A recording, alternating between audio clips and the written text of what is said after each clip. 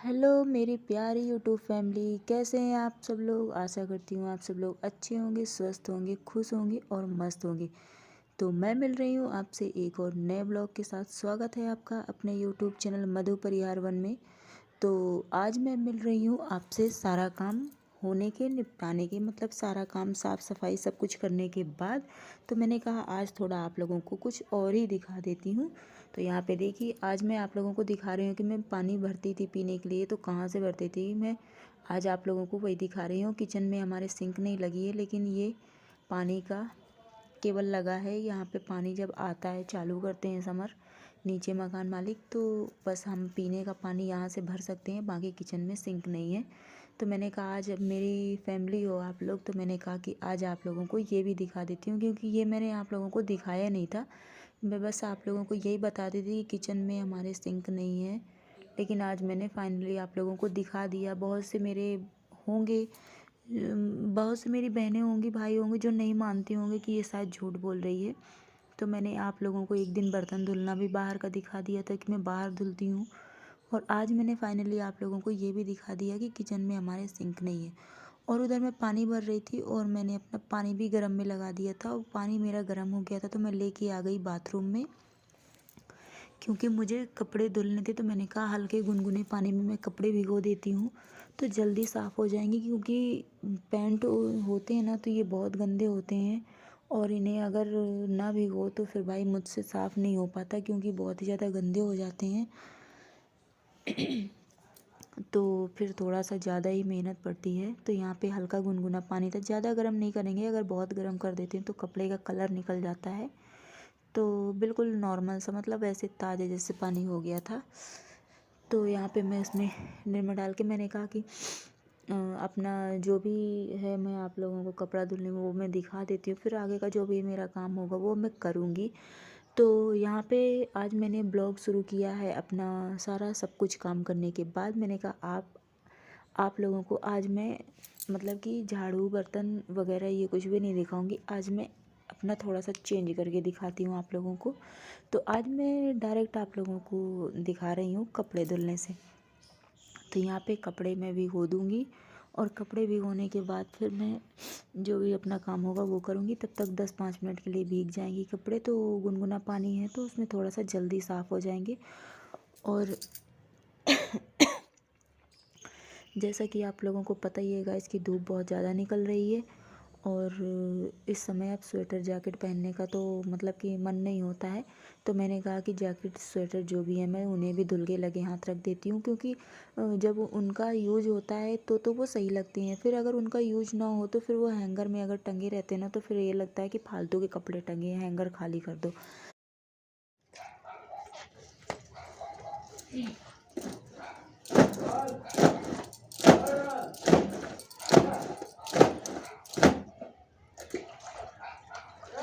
तो यहाँ पे लग गई थी गैस में कपड़े धुलने में। तो पैंट मैंने जो कपड़े भिगोए थे वो मेरे भीग रहे थे, तो मैंने कहा कि तब तक ये जैकेट जो है मैं इन्हें धुल लेती हूँ।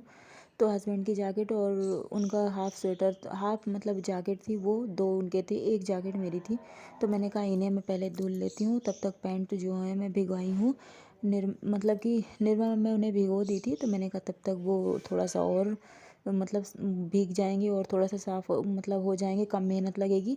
तो मैं पहले जैकेट धुल लेती हूँ। तो मैं पहले जैकेट यहाँ पे धुल रही थी, और वो कपड़े आप लोगों को देख ही पा रहे होंगे बाल्टी में रखे थे वो भीगने के लिए, तो मैं रखी थी। और धूप भी बहुत तेज़ हो रखी थी, तो मैंने कहा कि यहाँ पे मैं कपड़े वगैरह सब धुल लेती हूँ। उसके बाद फिर मैं आप मतलब कि जो भी मुझे खाना पीना बनाना होगा, पूजा पाठ करनी होगी, वो मैं करूँगी। मैं पहले मैंने कहा सबसे बड़ा काम यही है कपड़े का, यही निपटा लेती हूँ, उसके बाद जो काम होगा वो देखूँगी। तो आप लोग तो देख ही रहे होंगे गाइस कि मतलब कि जो भी मेरा काम होता है, जो भी मैं ब्लॉग में अपने दिखाती हूँ, वो मेरा सब कुछ रियल होता है। कोई ना तो मैं बनावटी ना फेक, मतलब कि ये नहीं दिखाती हूँ कि मेरे पास ये चीज़ है वो चीज़ है। मतलब मेरे पास जो है वही मैं दिखाती हूँ, आप लोगों के साथ वही शेयर करती हूँ। ना तो मेरे पास मतलब कि कोई वैसी वीआईपी व्यवस्था है, ना तो मशीन है, ना कुछ है। सारा काम मेरा जो होता है, मेरा सब अपने खुद से मतलब करती हूँ मैं। तो कपड़े भी जैसा कि आप लोगों को पता ही है कि पैंट और जैकेट वगैरह में बहुत ही मेहनत लगती है धुलने में, तो वो भी मैं हाथ से ही धुल रही थी क्योंकि मशीन वगैरह मेरे पास कुछ भी नहीं है। तो मैं हाथ से ही धुल रही थी कपड़े यहाँ पे। तो फिर उसके बाद गाइस देखिए, दर्शन कर लीजिए हमारे कान्हा जी से। कपड़े वगैरह धुलने उलने के बाद फिर मैं आ गई थी यहाँ पे भगवान की पूजा पाठ करने के लिए। तो यहाँ पे भैया हमारे बैठे हैं कान्हा जी। टोपा मैंने आज इनका नहीं लगाया है क्योंकि धूप बहुत तेज़ निकल आई थी, तो मैंने कहा अभी इन्हें मतलब कि गर्मी लगेगी अगर मैं टोपा लगा दूँगी तो। हमारे श्याम बाबा की देख लीजिए आँखें, इतनी सुंदर नसीली आँखें देख लीजिए। हमारे खाटू श्याम बाबा लखदातार सेठों के सेठ हैं, तो अच्छे तो रहेंगे ही। और भाई वो कर दी है मैंने आरती, तो आप लोग भी आरती ले लीजिए, दर्शन कर लीजिए। और मैं मतलब कि पूरा मतलब कि अलमारी का जो भी है मैं आप लोगों को दिखा रही हूँ आज अच्छे से, एक एक करके धीरे धीरे जो भी होता है जैसे भी, मैं पूरा एक एक पूरी अलमारी दिखा रही हूँ आपको, इस कोने से लेके उस कोने तक पूरा क्लियर कि कैसे मतलब मेरे कौन कौन से भगवान रखे हैं। और बागेश्वर धाम आप लोग जानते होंगे गाइस, अगर मतलब कि गए होंगे या फिर वीडियो में देखे होंगे तो आप लोग जानते ही होंगे। तो मैं आपको बता दूं कि बागेश्वर धाम भी मैं गई थी, तो वहाँ से मैं ये फ़ोटो लेके आई थी, तो वो भी रखे थे यहाँ पे। और उनके बगल में रखे थे हमारे श्याम बाबा, और उनके आगे रखे थे हमारे लड्डू गोपाल कान्हा जी, हमारे नन्हे मुन्ने से छोटे से बच्चे। और ये रखी हैं उनकी प्रिय चहेती गौ माता, और उनके साथ में उनका बच्चा भी छोटा सा, तो गाय भी रखी है। कहते हैं कि कान्हा जी की पूजा करो तो गाय ज़रूर रखनी चाहिए। तो मैं लेने गई थी, मुझे वैसी चाहिए थी जो मतलब वाइट कलर की आती है, चीनी मिट्टी जैसी होती है, लेकिन वो नहीं मिली थी। तो मैंने कहा पूजा तो उनकी करनी चाहिए, तो मैं फिर पीतल की ले आई थी। ये पीतल की हैं, छोटी सी गाय हैं, तो इनकी मैं पूजा करती हूँ और इनको भी मैं भोग लगाती हूँ। फिर उसके बाद गाइस मैं आ गई चाय बनाने के लिए, क्योंकि चाय बिना सब सूना सूना, चाय बिना सब अधूरा। मुझे खाना मिले चाहे ना मिले, चाय मिल जाए बस भाई। तो मैंने चढ़ा दी अपनी चाय, और एक बार की मेरी हो चुकी थी, ये दोबारा की चाय थी। कपड़े उपड़े धुलने के बाद थोड़ा थकावट लग जाती है ना, तो चाय पी लो तो थकावट दूर हो जाती है। तो ये फिर यहाँ पे मेरी बन रही थी चाय, और यहाँ पे मैं चाय बनाऊँगी, और मैं यहाँ पे सब्जी जो भी मुझे बनानी थी, सब्जी का भी मैं फ्रिज से निकाल ली थी, रख दी थी इंतज़ाम करने की मतलब कि जो सहजन ले आए थे हस्बैंड, तो उसी को मैं बनाऊँगी आज। हालांकि मुझे इसकी सब्ज़ी नहीं अच्छी लगती है, लेकिन फिर भी मैं बनाऊँगी क्योंकि उन्हें अच्छी लगती है।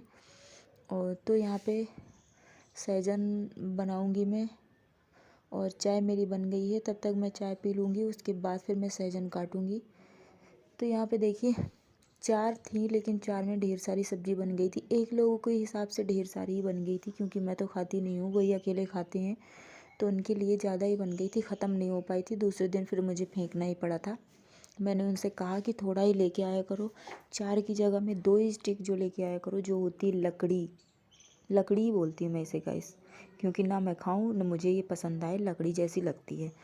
तो मैंने कहा कि ये जो तुम लाते हो इसे एक की जगह मतलब 4 की जगह 2 ही लाया करो, ख़त्म नहीं होती, ज़्यादा हो जाती, तुम्हारे अकेले के लिए बहुत हो जाती है। और सबसे बड़ी बात गाइस, इसे मतलब 1 घंटा मक्खी की तरह मारो इन्हें, 1 घंटा छीलने काटने में लगता है इनमें, काफ़ी मेहनत लगती है।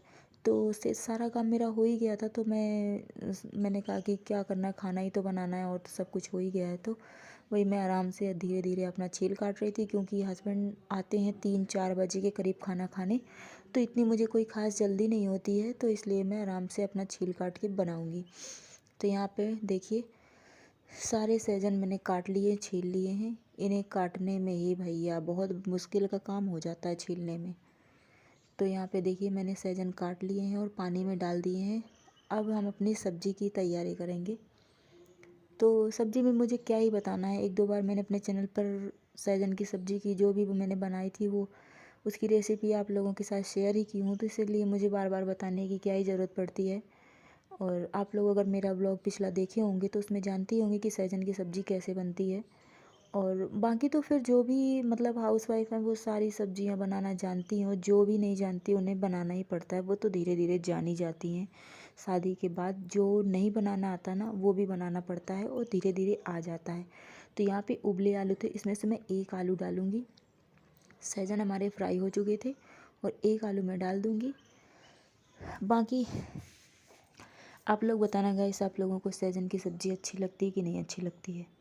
अगर मतलब ऐसा बताते हैं कि सहजन की सब्ज़ी बहुत फ़ायदा करती है, जिसके मतलब जोड़ों में दर्द रहता हो, गांठ में और घुटने होते हैं, मतलब जोड़ जोड़ जहाँ पे होते हैं इंसान की पूरी बॉडी में, जहाँ जहाँ से जोड़ होते हैं कह रहे हैं, वहाँ पे अगर किसी के दर्द होता है और तो उसकी मतलब जोड़ों के दर्द के लिए सहजन बहुत फ़ायदा करता है। तो मेरा मतलब सब लोग कहते हैं ऐसा, बाकी मुझे तो नहीं पता भाई। मैं ये कहती हूँ कि अगर ये फ़ायदा करता है तो 2-4 बार के खाने से क्या फ़ायदा कर कि मैं आलू रखी थी, उसमें से एक आलू और जो हमने फ्राई किए थे सहजन, वो हम इसमें डाल देंगे और सब्ज़ी हमारी लगभग रेडी हो गई है। सब्ज़ी मैंने ये इंडक्शन में कमरे में ही बना ली है। और अगर बहुत से लोग होते हैं ऐसी सूखी सब्ज़ी खाते हैं और बहुत से होते हैं ग्रेवी वाली खाते हैं, क्योंकि ये जो सहजन है ये मतलब कि खाए नहीं, ये चूसे जाते हैं, मतलब इन्हें इनमें जब ग्रेवी करेंगे तभी तो इनके अंदर रस जो होगा वो भरेगा, तो इन्हें फिर चूसा जाता है। तो इसलिए बहुत से लोग ऐसे सूखी खाते हैं, बहुत से लोग ग्रेवी वाली खाते हैं। तो मैं इसमें थोड़ा सा पानी डालूँगी, क्योंकि मतलब कि चावल भी मैं बनाई थी तो मैं थोड़ा सा पानी ऐड करूँगी। तो बिना चावल के भाई मेरा नहीं हो पाता, मैं तो डेली चावल बनाती हूँ, तो इसलिए यहाँ पे मैंने पानी डाल दिया है। और सब्ज़ी हमारी इधर कमरे में पकेगी, तो तब तक हम इसे धीरे कर देते हैं, वो धीरे धीरे ये अपनी पकती रहेगी। तब तक फिर हम लोग चलते हैं किचन में, क्योंकि किचन में हमें बनाना है चावल और रोटी। तो सब्ज़ी हमारी लगभग पकी गई है, 5 मिनट लगेंगे पकने में, बाकी तो हमारी सब्ज़ी रेडी ही हो गई है। और गाइस आप लोग अगर मेरा ब्लॉग देखते हैं, आप लोगों को मेरा ब्लॉग अच्छा लगता है तो लाइक कर देना गाइस। और चैनल पर पहली बार आए हैं, मेरी वीडियो अगर आप लोगों को अच्छी लगती हो, देख रहे हैं मेरी वीडियो अच्छी लगती हो, चैनल पर पहली बार आए तो सब्सक्राइब कर देना और एक लाइक कर देना। और मेरी वीडियो को शेयर करना अगर आप लोगों को अच्छी लगती है तो, मतलब कि अपने जो भी रिलेटिव हों, रिश्तेदार हों, जिनके बस शेयर करना, ताकि मतलब कि आप लोग लाइक और सब्सक्राइब शेयर करते हैं और हमारे पास कमेंट करते हैं, तो हमें उससे एक मतलब मोटिवेशन मिलता है, आगे और अच्छी अच्छी वीडियो बनाने की हिम्मत मिलती है कि हमारी फैमिली हमारी वीडियो देख रही है, उसे अच्छी लगती, पसंद आ रही है, तो हमें आगे नया कुछ करने का, नई वीडियो बनाने का उससे हिम्मत मिलती है।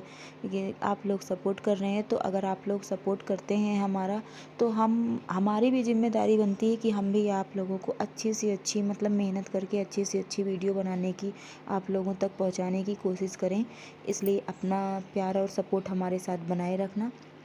तो देखिए यहाँ पे सब्ज़ी हमारी उधर हो गई थी रेडी, इधर हमारी बनने लगी थी रोटी, मैंने रोटी बनाई थी और चावल फिर मैं इसके बाद चढ़ाऊँगी। रोटी मेरी बन गई थी, तो चावल इसके बाद मैं धुल के कुकर में मैं रख दी हूँ, बस रोटी हमारी बन जाएगी, उसके बाद फिर हम चावल बनाएंगे। तो बस गाइस इतना ही आप लोगों से कहना है और आज का मेरा व्लॉग यहीं तक है। आशा करती हूँ मेरी यूट्यूब फैमिली को मेरा व्लॉग अच्छा लगा होगा। अगर मेरा व्लॉग आप लोगों को अच्छा लगता हो तो एक लाइक कर देना, चैनल पर पहली बार आए तो सब्सक्राइब कर देना, बेल आइकन को प्रेस कर देना, ताकि जो भी मैं अपनी वीडियो अपलोड करती हूँ, मैं अपने चैनल पर मेरे डेली व्लॉग्स भी आते हैं और मनौना धाम की जो जानकारी होती अपडेट होती है वो भी मेरे चैनल पर आती है। तो इसलिए नई नई जानकारी, नए नए अपडेट के लिए और हमारे नए व्लॉग मतलब कि देखने के लिए तो हमारे चैनल को सब्सक्राइब कर लेना। और आज का मेरा ब्लॉग यहीं तक है। बन गई हमारी चावल और रोटियां और हमने चढ़ा दिया चावल। बस हमारा आज का ब्लॉग यही इतना ही है। आशा करती हूँ कि आप लोगों को अच्छा लगा होगा। अच्छा लगा हो तो लाइक कर देना। तो आज का ब्लॉग यहीं तक है, मिलते हैं कल। तब तक के लिए स्वस्थ रहिए, खुश रहिए, व्यस्त रहिए, क्योंकि जो व्यस्त है वही मस्त है। तो इसलिए अपना ध्यान रखिए। मिलते हैं कल, तब तक के लिए बाय बाय, टेक केयर। आशा करती हूँ भाई कि मेरी फैमिली मेरा सपोर्ट करेगी। सपोर्ट